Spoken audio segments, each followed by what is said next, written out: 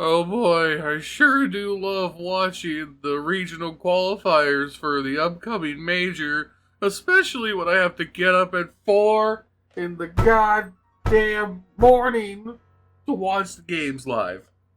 At least I can sit down this morning, sip some coffee, and watch Astralis, the newly assembled Danish super team, the great Danish hope for the Danish major, get through the last chance qualifier.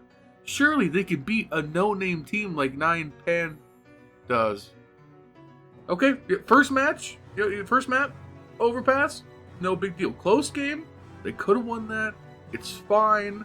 Listen, Astralis, legendary nuke team. I don't think anything could go wrong. Oh. Oh no. Ooh. Yeah, so that happened. 9Pandas, with the miracle upset, send Astralis, yes, the Astralis, packing out of the PGL Major officially. It means Astralis are going to miss this major, which would be in Copenhagen, and this team that Stalin and Yabby backstabbed and Game of Thrones their way to get into has now been an absolute disaster to start off their term in CS2. Today we're going to talk about what 9Pandas did to absolutely stun Astralis, and in all honesty, the absolute disrespectful beatdown they handed this team on Nuke. If it sounds interesting to you, make sure you guys take a second, leave a like, leave a comment, and subscribe to the channel if you haven't already. I'm well on my way to 1,000 subscribers so I can monetize this channel and make this a job and not just a hopeful hobby. So that sounds interesting, make sure you do that. Also follow me on Twitch, I stream 6 days a week, twitch.tv/LionHeartZ1337, 8:30 p.m. Pacific Standard Time, link down below, and let's get into the breakdown. Alright, listen, much better analysts and pundits than me over the next few days and weeks are surely going to break down the problems with this Astralis team in much more succinct and detail than I can. But, from what I see, there are a lot of core problems here that put Astralis in this position and in their inability to come through in a big way during this qualifier generally, but specifically in this series. Device was absolutely missing, just 0-star level impact from someone who is at worst a top 5 player to ever play Counter-Strike. And then the CT setups, Astralis, the GOAT Astralis, were famous for being this impregnable wall on the CT side. They were so good at denying T-side control in its entirety that they shifted how we play Counter-Strike as a whole with their utility and setups. And then you watch this Astralis, and their CT positioning just doesn't look good. Stayer is just getting thrown to the fucking wolves on Nuke in several instances and on Overpass as well. And it looks like there isn't a whole lot of cohesion yet with this new core, despite the star power on display when you look at the roster. And honestly, I'm going to put the majority of the blame here on BlameF. And I really like BlameF as a player. I do not like BlameF as an IGL.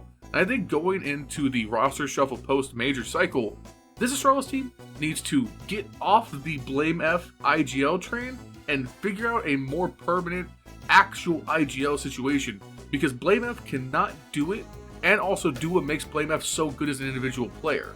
BaitF and IGLF cannot mix, so they need to pick one. And honestly, the IGL side of his game is just weaker.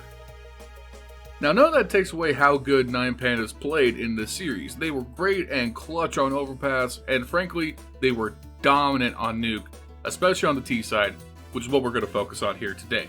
Now, the balls, the steel 10-ton balls to do what 9Pandas did on this T side is remarkable. Again, keep in mind, pedigree here. Astralis, back in Ye Day, had one of the most unstoppable Nuke streaks ever. You did not play Astralis on Nuke because you know you were never going to get through their CT side. However, clearly, those days are long gone. The game is going to start, we're going to trade pistol rounds, a little bit of scrappiness in the rounds after as the economy gets established, and then during a weird tech pause, all of a sudden we cut back, and Astralis just got blown the fuck out of the A side. Nobody knows what happened. And we see it on the replay. 9Pandas go for the most standard, face it, level 5, pub rush A I have ever seen in my life, and just absolutely nuke Astralis out of the A site. And I do mean the most standard of A rushes.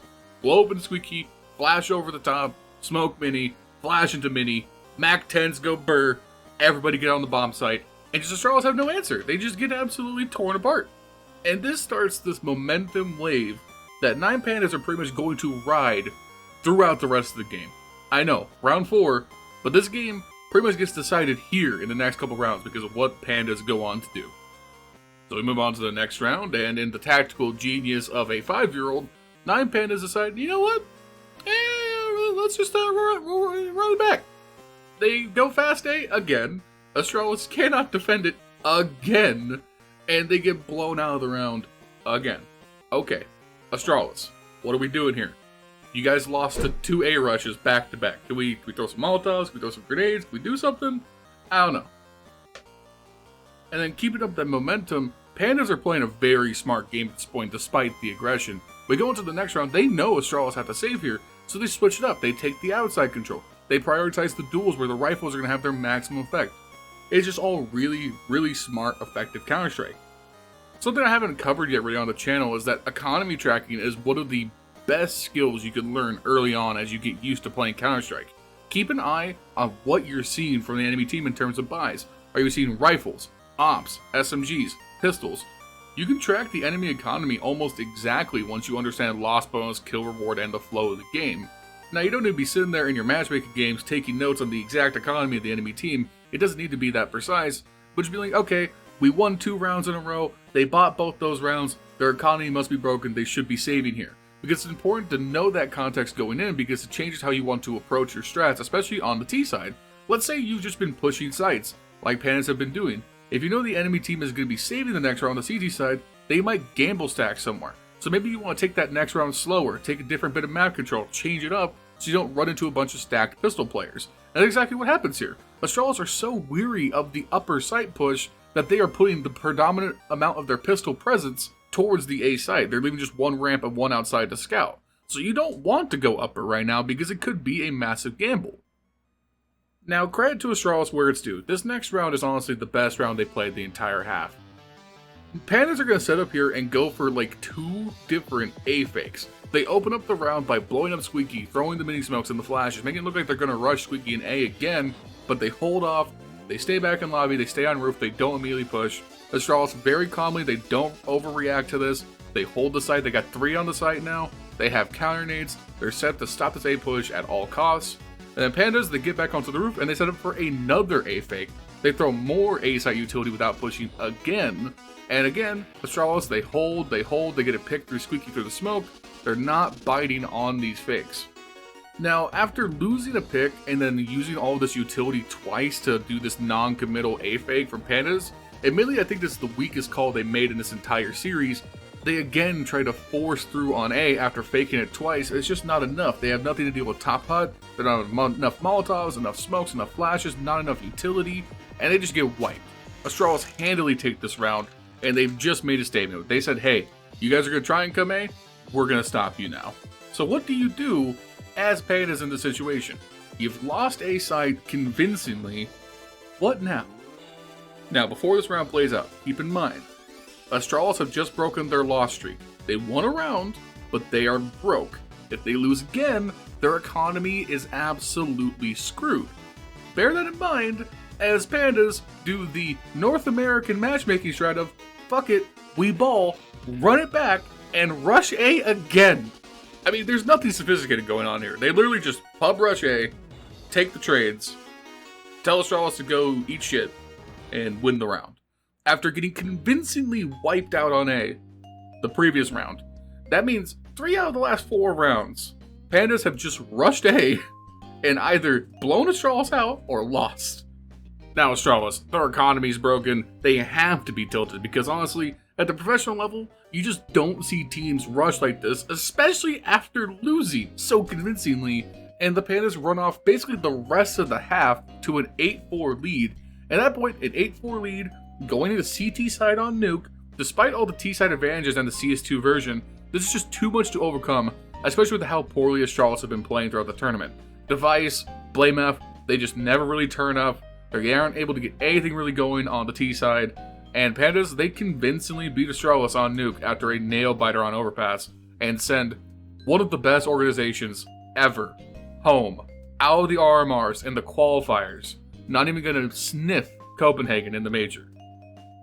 Now, don't get me wrong, I love just analyzing Counter-Strike for Counter-Strike's sake, but I do want to bring it back to something that's like helpful for us as regular players, and that's that confidence is sometimes the best strat.